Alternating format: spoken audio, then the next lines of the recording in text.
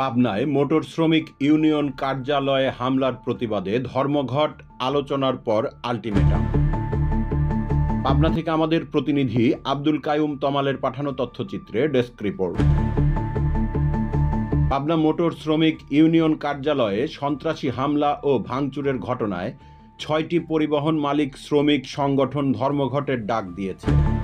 পরিস্থিতি নিয়ন্ত্রণে রাখতে জেলা প্রশাসকের উদ্যোগে জরুরি বৈঠকে ৪৮ ঘন্টার মধ্যে হামলাকারীদের গ্রেফতারের আল্টিমেটাম দেয়া হয়। মঙ্গলবার ১২ আগস্ট দুপুরে নাটোরের বানেশ্বরে পাবনা বিআরটিসি বাসের শ্রমিক ও মাইলাইন বাসের শ্রমিকদের মধ্যে বাকবিতণ্ডার ঘটনাকে কেন্দ্র করে রাতে বড় ধরনের সংঘর্ষ ও ভাঙচুরের ঘটনা ঘটে। পাবনা মোটর শ্রমিক ইউনিয়নের আহ্বানে উভয় পক্ষকে সন্ধ্যায় ইউনিয়ন কার্যালয়ে বিষয়টি মীমাংসার জন্য ডাকা হয়। রাত ৮:৩০টার দিকে আলোচনা চলাকালীন সময়ে একদল সন্ত্রাসী বোতল ভর্তি পেট্রোল বোমাসহ বিভিন্ন অস্ত্রশস্ত্র নিয়ে কার্যালয়ে হামলা চালায় এবং মারধর ও ভাঙচুর করে। এ ঘটনার প্রতিবাদে ৬টি পরিবহন মালিক ও শ্রমিক সংগঠন পাবনা মোটর মালিক গ্রুপ, পাবনা জেলা ট্রাক মালিক গ্রুপ, পাবনা জেলা বাস মিনিবাস ও কোচ মালিক সমিতি, পাবনা জেলা truck tank lorry covered van শ্রমিক ইউনিয়ন, পাবনা জেলা মোটর শ্রমিক ইউনিয়ন, পাবনা জেলা ড্রাম ট্রাক মালিক সমিতি তাৎক্ষণিকভাবে অনির্দিষ্টকালের জন্য ধর্মঘটের ডাক দেয়। জরুরি বৈঠক ও প্রশাসনের আহ্বানে জনদুর্ভোগ কমাতে এ পরিস্থিতি নিয়ন্ত্রণে রাখতে বুধবার ১৩ আগস্ট দুপুর ১২টায় জেলা প্রশাসকের কনফারেন্স রুমে জরুরি বৈঠকের আয়োজন করা হয়।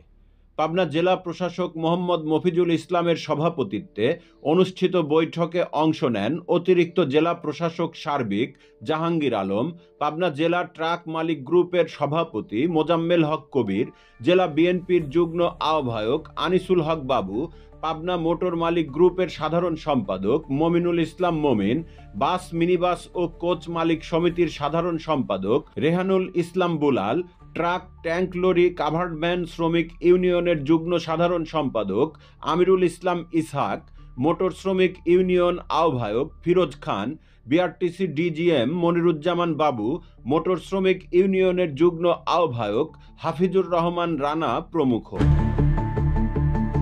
এছাড়া বৈঠকে উপস্থিত ছিলেন অতিরিক্ত জেলা ম্যাজিস্ট্রেট উম্মে তাবাসসুম, ঐতিহ্যবাহী পাবনা প্রেস ক্লাবের সাধারণ সম্পাদক জহুরুল ইসলাম, মোটর মালিক গ্রুপের সভাপতি খাদেমুল ইসলাম বাদশাহ ও কোষাধ্যক্ষ এনায়েত কবির, ড্রাম ট্রাক মালিক সমিতির সভাপতি গোলাম ইয়াসিন রুবেল ও সাধারণ সম্পাদক সালাউদ্দিন লিটন, জেলা ট্রাক মালিক গ্রুপের সদস্য মারুফ আহমেদ সহ পরিবহন খাতের অনেক নেতাকর্মী। আল্টিমেটাম ও পুলিশের বক্তব্য। বৈঠক শেষে পরিবহন নেতারা ৪৮ ঘন্টার মধ্যে হামলার সঙ্গে জড়িতদের গ্রেফতারের আল্টিমেটাম দেন, অন্যথায় আরও কঠোর আন্দোলনের হুঁশিয়ারি দেন তারা। সদর থানার ওসি আব্দুস সালাম জানান, এ ঘটনার সঙ্গে জড়িত কাউকে ছাড় দেওয়া হবে না। ঘটনার সময়ই ফোর্স পাঠানো হয়েছে এবং আইনানুগ ব্যবস্থা নেওয়া হয়েছে। লিখিত অভিযোগ দিলে দ্রুত ব্যবস্থা নেওয়া হবে। TI1 সাদাকাত বাড়ি শ্রমিকদের সড়কে শৃঙ্খলা বজায় রেখে গাড়ি চালানোর আহ্বান জানান। অন্য সমস্যাও আলোচনায়। বৈঠকে হামলার প্রতিবাদের পাশাপাশি পাবনা জেলার পরিবহন খাতের অন্যান্য সমস্যা ও সমাধানের বিষয়েও আলোচনা হয়। CNF TV, আমাদের দৃষ্টি জুড়ে বাংলাদেশ।